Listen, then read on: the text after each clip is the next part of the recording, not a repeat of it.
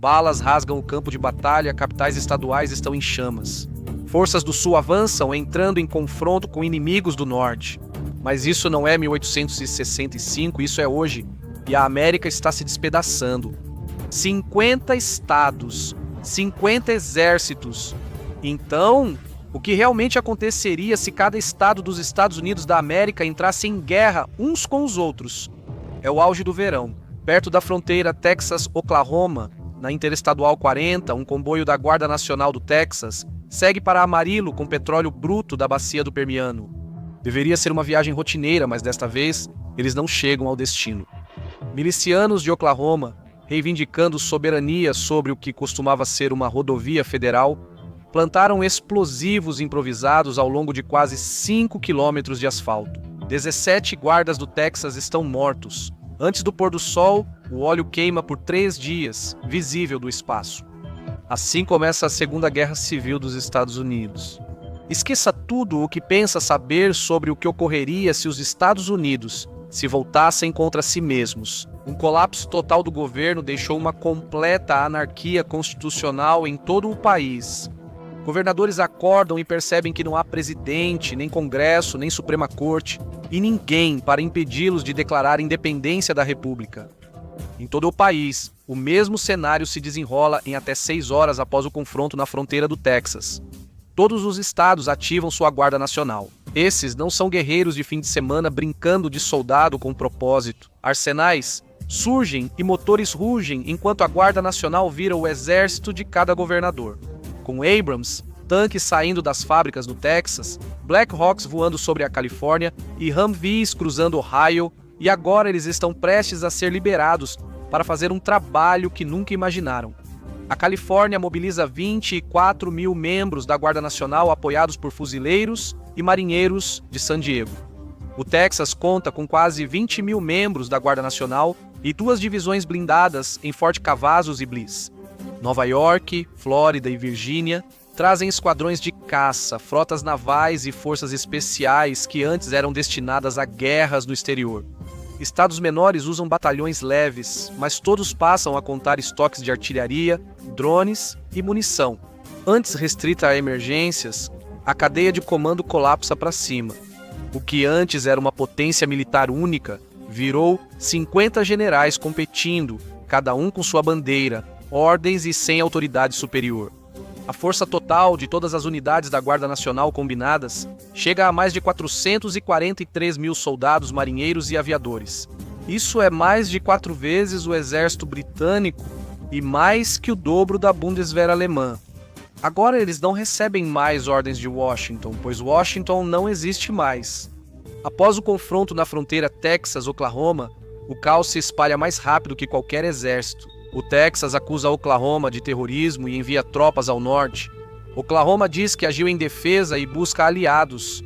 Governadores da Louisiana, Arkansas, Kansas e Novo México mobilizam suas guardas por medo de que a violência ultrapasse fronteiras. Linhas de emergência federais não atendem. E Comando de Defesa Aeroespacial da América do Norte Federal, Emergency Management Agency e Bureau da Guarda Nacional seguem em silêncio. Rumores circulam nas redes sociais de que o presidente morreu, o vice-presidente fugiu e o Pentágono sofreu sabotagem. No vácuo, cada governador espera o pior e se sente completamente sozinho. Claro, é absurdo, mas um tiroteio na I-40 virou a faísca para uma reação em cadeia nacional. 50 forças militares independentes, todas desconfiadas umas das outras e agindo por medo antes dos fatos acontecerem. A Guarda Nacional é a espinha dorsal da resistência blindada em todos os lugares. Eles contam com o apoio da Polícia Estadual e da Patrulha Rodoviária, promovidas da Fiscalização de Tráfego, a Patrulha de Fronteira. As autoridades portuárias e o Departamento Estadual de Transportes fecham os portões. Barricadas são instaladas e estações de passagem viram pontos de controle. Forças de defesa estaduais protegem represas, hospitais e centrais do 911 para garantir a movimentação da guarda. O comando é pessoal. O ajudante-general se torna o marechal de campo do estado. Xerifes e gerentes de emergência das cidades são integrados num organograma único no centro de operações de emergência. Toques de recolher, racionamento de combustível e restrições de movimento são anunciados em horas. tudo se torna sério rapidamente antes que alguém perceba o que acontece. Esses profissionais armados estão prestes a viver a experiência de suas vidas, porque eles vão operar no campo de batalha mais armado do mundo. Os americanos têm mais de 393 milhões de armas de fogo, representando metade das armas pequenas civis do mundo. São cerca de 120 armas a cada 100 pessoas, mais do que o Iêmen, a Sérvia ou qualquer outra nação na história. 42% das famílias americanas têm arma. Em Montana, Wyoming e Alasca, passa de 70%. Os governadores sabiam que poderiam formar milícias armadas caso a liberdade dos cidadãos fosse ameaçada. Os voluntários preparavam os emblemas "Não pise em mim", quando perceberam que realmente iam se envolver nisso. A maior insurreição armada da história, com milhões de arma leve, 15 rifles de caça e pistolas escolhendo lados, cada loja da Cabela se tornando arsenal, toda feira de armas virando centro de recrutamento e cada pai suburbano com coleção de armas tornando-se possível combatente. A primeira luta estratégica é pela informação. CEOs isolam redes, enquanto governadores controlam centros de fusão estaduais e exigem transmissões ao vivo de câmeras de trânsito, guindastes portuários e operadores da rede elétrica. A economia desaba ao primeiro contato, enquanto os bancos trancam as portas para evitar corridas e as redes de cartões travam em poucas horas. Só importam os preços do diesel, da água potável e das calorias. Todo mundo pergunta sobre armas nucleares, e a resposta curta e assustadora é que elas estão presentes, mas são inutilizáveis. Os campos de mísseis balísticos intercontinentais, ou ICBMs, em Montana, Dakota do Norte e Wyoming, submarinos de mísseis balísticos no mar e esquadrões de bombas nucleares estão sob sistemas de custódia federal, com regras de 2 homens, dispositivos de ação permissiva e uma rede de comando nacional que agora está fraturada. Os estados podem fazer demonstrações, cercar bases e cortar energia, mas não conseguem autenticar um lançamento. As armas apenas dissuadem ataques nessas bases. As explosões na I-40 ainda queimam.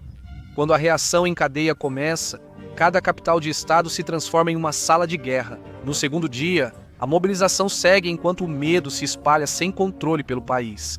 O rio Mississippi vira uma das primeiras linhas de frente do conflito. Quando o Arkansas toma a ponte I-40 em Memphis, alegando impedir que petróleo do Texas contamine o rio, o Tennessee reage.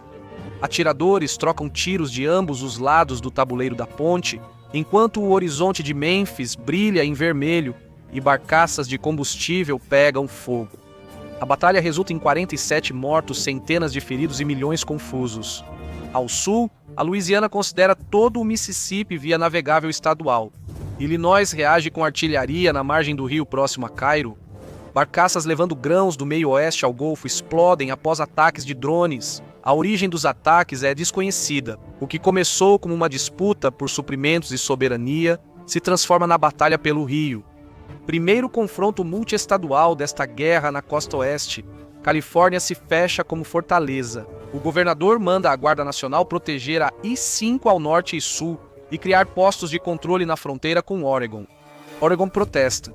Caminhoneiros que tentam entregar trigo do leste de Washington são barrados quando um comboio desobedece a ordem de parar. Perto de Redding, Califórnia, unidades da guarda abrem fogo, deixando 5 caminhões e seus motoristas em meio a um amontoado de metal retorcido e em chamas. Naquela noite, Oregon mobiliza 6.000 guardas e envia blindados a Klamath Falls. Seattle e Portland decretam toque de recolher. Enquanto isso, o governador da Califórnia faz um pronunciamento ao vivo e declara que nenhum suprimento, água ou comida entrará no estado sem supervisão.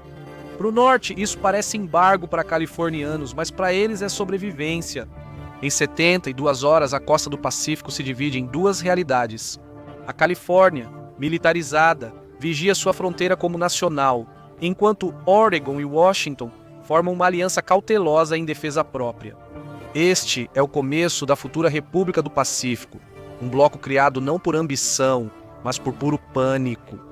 No leste, o colapso muda quando Washington, Distrito de Colômbia, subitamente fica às escuras.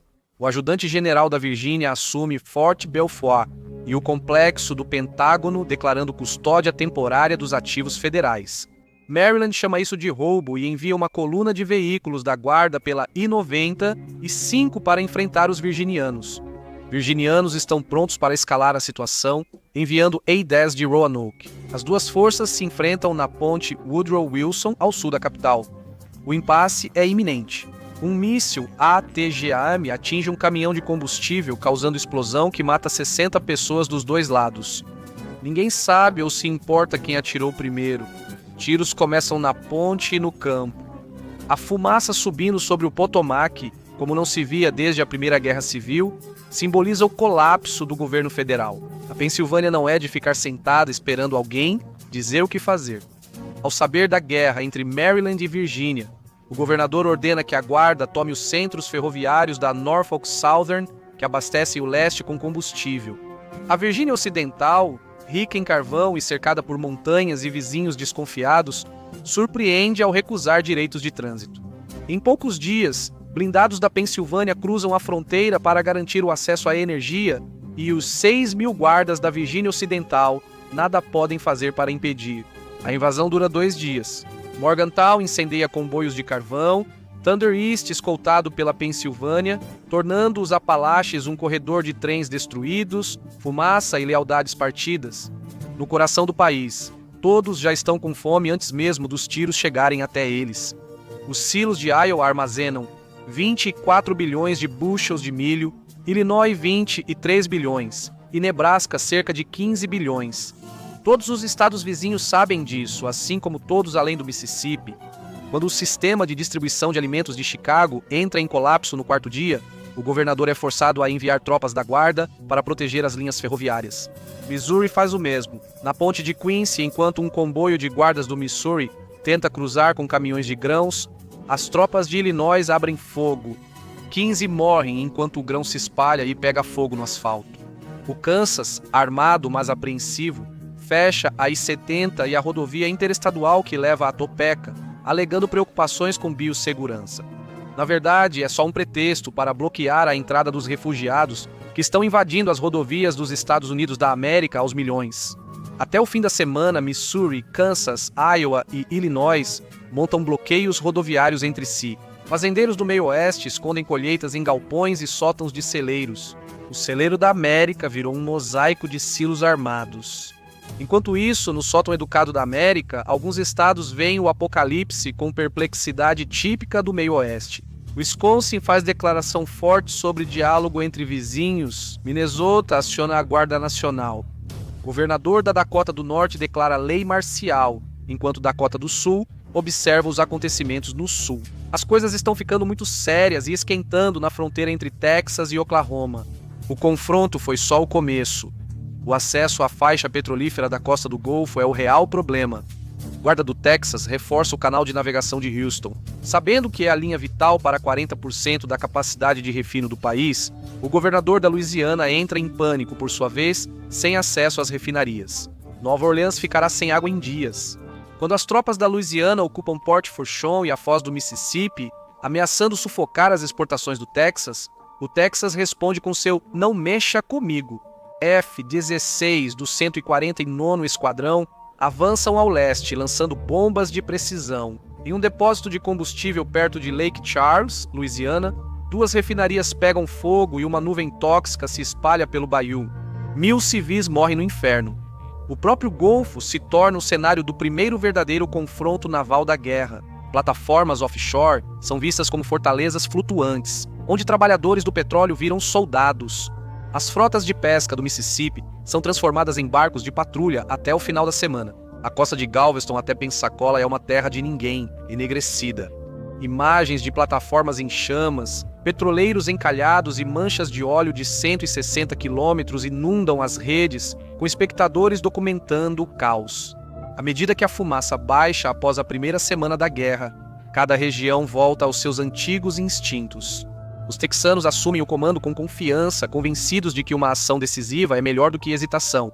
Californianos centralizam, transformam crises em planilhas e centros de comando, pregando sustentabilidade. Entre as ruínas, os moradores do meio-oeste se recolhem em silêncio, mantendo a comida e alimentando os vizinhos. Nova Inglaterra elabora pactos e declarações morais, enquanto sulistas se reúnem em igrejas, xerifes e estados montanhosos apenas trancam os portões e esperam passar.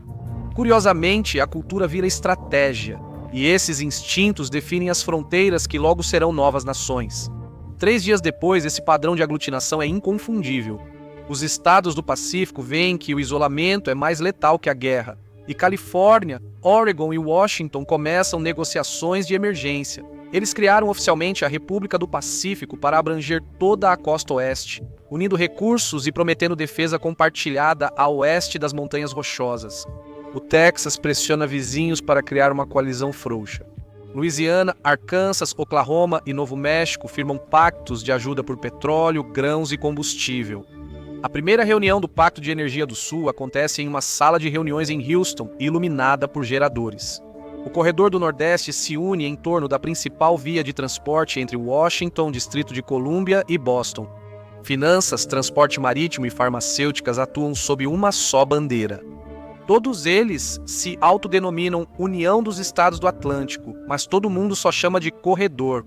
O meio-oeste se torna o bloco celeiro, unido mais pela necessidade compartilhada do que por ideologia. Governadores de Iowa, Nebraska, Illinois e Ohio criam zona de livre comércio agrícola, protegida por comboios armados em rodovias e áreas montanhosas. Colorado, Montana, Wyoming e Idaho não assinam nada. Não precisam, pois suas montanhas são o tratado. Após 2 semanas, os Estados Unidos passaram de um colapso total para 5 nações embrionárias, cada uma vendo as outras como agressoras. Após o primeiro mês, o mapa parece tinta derramada. A República do Pacífico vai de San Diego a Seattle. A coalizão do Texas domina o centro, criando um triângulo irregular de petróleo, grãos e arrogância. As linhas de frente se firmam no Mississippi, Sierra Nevada e Apalaches, todas transformadas em zonas armadas. As redes elétricas ficam isoladas e o espaço aéreo é constantemente disputado. Mas os combates não cessaram. O caos finalmente se organizou. O sonho da Califórnia de se alimentar sozinha morre com a primeira estação seca. O Vale Central, que já foi o celeiro da América, murcha sem a água do Rio Colorado. A República do Pacífico, em desespero, inicia a Operação Horizonte Verde, avança pelo leste, cruza a Nevada e chega ao Arizona para conquistar canais de irrigação e a represa Hoover. Esta é uma das primeiras guerras de hidratação registradas. A ofensiva começa ao amanhecer. Comboios da Guarda da Califórnia cruzam os painéis solares do Mojave, caminhões a diesel cheios de tropas e drones caseiros. Defensores do Arizona estão entrincheirados atrás de cristas, armados com mísseis antitanque recuperados da Força Aérea. Quando os californianos alcançam o primeiro bloqueio nos Estados Unidos, 93, o deserto explode. 3 horas depois, a rodovia está cheia de veículos queimando e corpos semi-enterrados na poeira vermelha. A ofensiva empaca, apesar da resistência fraca. O governador do Arizona faz discurso de vitória ao vivo no estacionamento de um posto de gasolina em cima de garrafas de água. 2 dias depois, ele assina tratado com o Texas. O Rio Colorado passa a pertencer à Estrela Solitária. No leste, o corredor do Nordeste balança suas linhas de vida.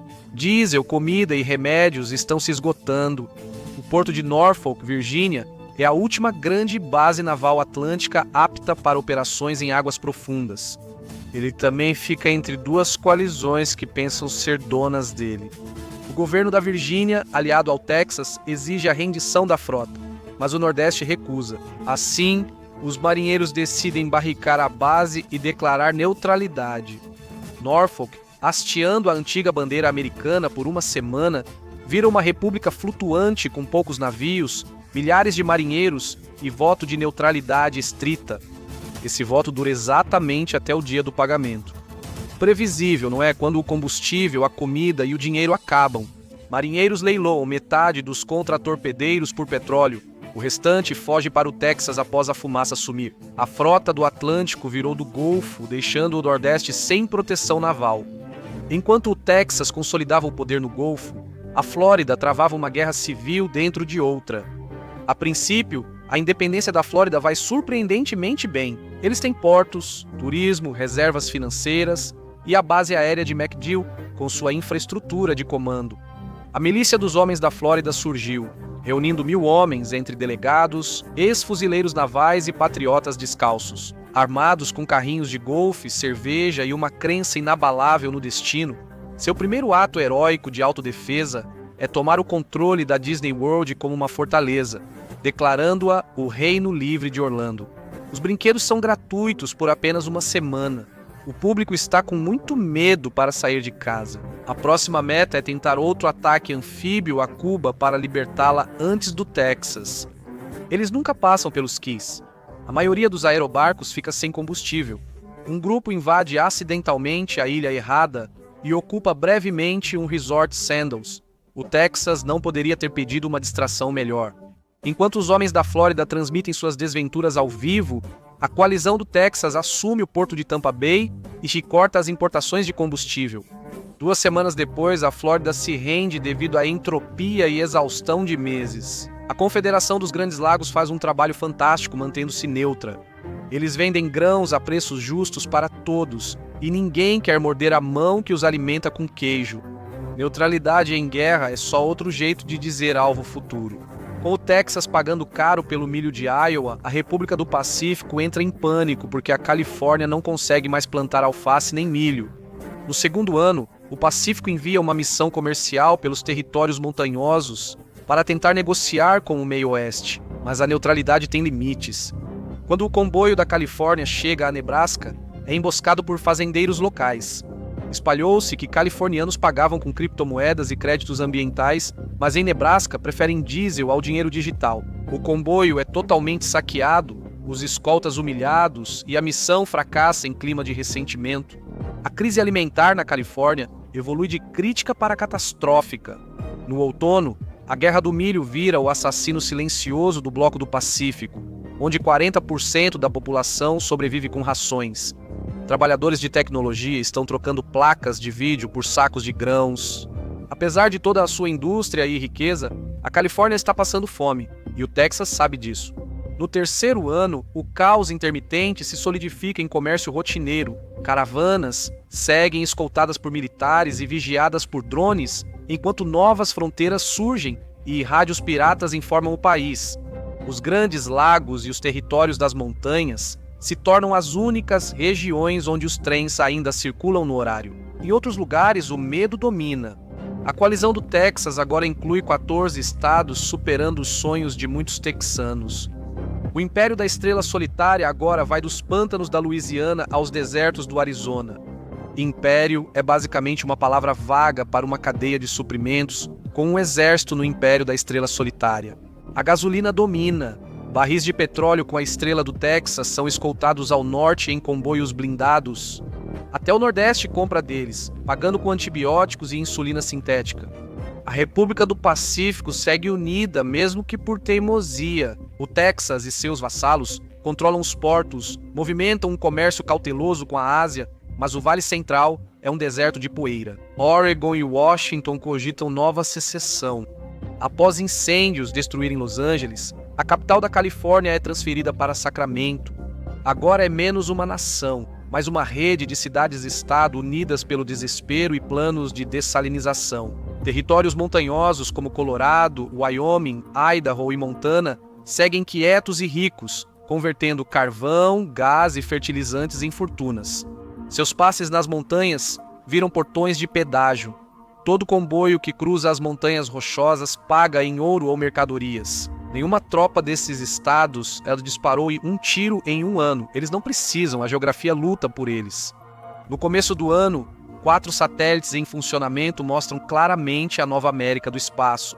O continente brilha de forma desigual, o Texas brilha intensamente, suas refinarias ainda estão ativas, a Califórnia está às escuras. Exceto por uma faixa costeira de agitação urbana, o Nordeste é um conjunto de pontos de luz espalhados ao longo da costa. Os grandes lagos brilham com a indústria, enquanto as montanhas rochosas permanecem escuras sob o inverno e o silêncio. Os últimos focos da guerra surgem através do esgotamento. Uma explosão em oleoduto perto de Baton Rouge, Louisiana, incendeia metade do pântano, mata 2.000 e paralisa exportações de combustível do Texas. Por meses, a seca na Califórnia causa fome extrema e o governo inicia migrações forçadas para a costa. No Nordeste, o inverno mata 500.000 enquanto redes elétricas congelam e falta diesel. A Confederação dos Grandes Lagos acolhe refugiados até a chegada da cólera, quando fecha as fronteiras novamente. Até mesmo os territórios montanhosos sentem a pressão. Os comboios de pedágio do Colorado são atacados por bandidos disfarçados de trabalhadores de caridade. Trens de carvão de Montana descarrilam e sofrem sabotagem. O isolacionismo tem limites quando todos passam fome. No 5º ano da guerra, os sobreviventes estão exaustos. O Império do Texas só estabiliza o continente por consequência, não por intenção. Seu petróleo mantém os geradores. De Chicago a Boston, seus soldados protegem rotas comerciais que ninguém mais pode defender. Quando os enviados estrangeiros retornam, todos chegam em Houston. Washington não existe mais. No fim, a animosidade entre os estados deixa de importar. A maior parte dos antigos governadores que começaram o conflito já morreu, foi assassinada ou substituída por líderes mais jovens e ambiciosos. A República do Pacífico firma acordo comercial com a China. A Confederação dos Grandes Lagos faz parceria com o Canadá sobre direitos hídricos. A União do Nordeste se renomeia como Estados do Atlântico e tenta, em vão, ingressar na União Europeia. O Texas, preocupado com sua reputação, evita a palavra coalizão e se chama apenas República do Texas. Mais uma vez, no sul, a milícia dos homens da Flórida, ou o que restou dela, pelo menos, realiza um último ato de corajosa resistência. Eles sequestram um cruzeiro em Miami, declaram-no Flórida em alto mar e seguem para o Caribe. Transmitindo country e teorias da conspiração até o sinal sumir, a velha América se foi, mas seu humor ficou. Uma guerra civil moderna seria caótica, mas e se a primeira tivesse acabado de outro modo? Veja os Estados Unidos da América Today. Se o Sul tivesse vencido a guerra civil, para imaginar essa América alternativa, ou clique neste vídeo.